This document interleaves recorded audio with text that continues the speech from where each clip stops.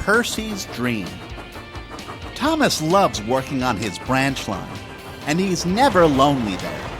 He has Percy to look after the freight cars, Toby and Mavis to run the quarry, and Daisy and Bertie to help him carry passengers. And of course, he has Annie and Clarabelle to keep him in order.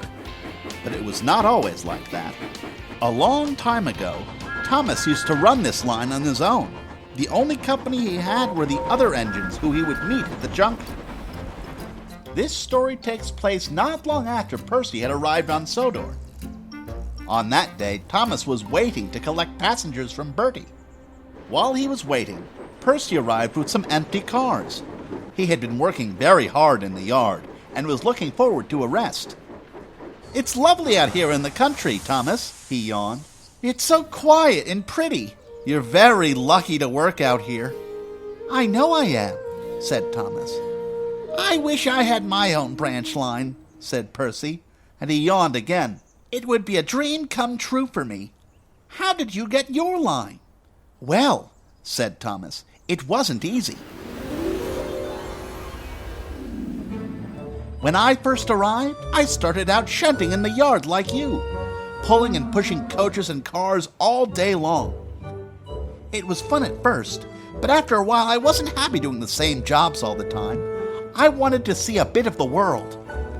My first chance didn't go so well. When Henry was ill, I offered to pull his passenger train, but I was so excited I started before they could couple me up, and I left the coaches behind.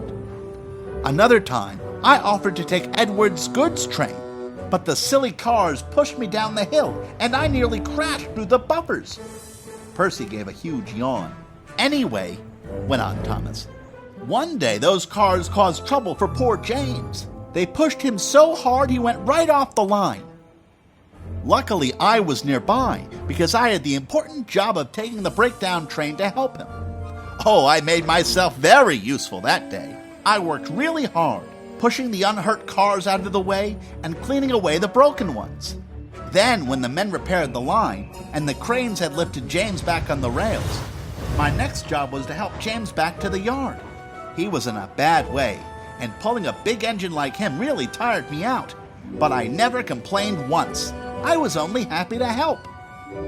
I had proved that I was a really useful engine, and that Sir Topham Hatt was very pleased with me. As a reward, he gave me my own branch line, as well as Annie and Clarabelle." Thomas paused. He'd enjoyed telling Percy his story. "So there you are, Percy. That's how I got my branch line. And who knows? If you work hard and make yourself really useful, perhaps Sir Topham Hatt might give you your own branch line one day. Percy? Percy?" But Percy didn't reply. He was so tired that he had fallen fast asleep. I can guess what he might be dreaming about. Can you?